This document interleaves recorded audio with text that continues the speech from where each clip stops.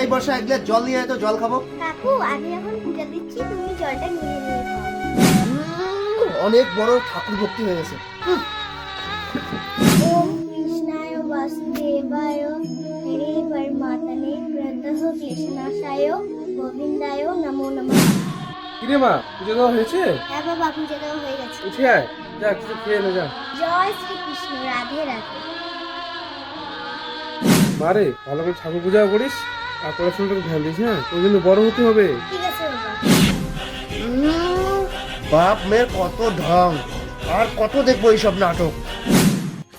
বাবা আমাকে নাচের ক্লাসে দিয়ে আসো। আরে মা, আমি তো যেতে পারবো না, তো কাকু তোকে নিয়ে যাবে।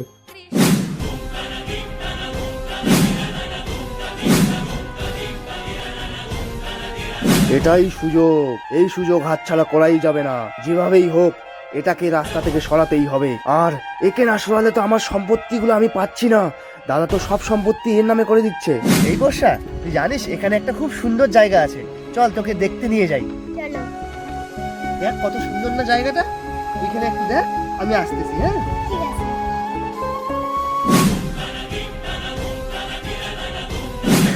সব আপদ শেষ। ভগবান আমায় বাঁচিয়ে দিল। জয় শ্রীকৃষ্ণ। শ্রীকৃষ্ণ ভক্তরা ভিডিওটিকে লাইক করে সাবস্ক্রাইব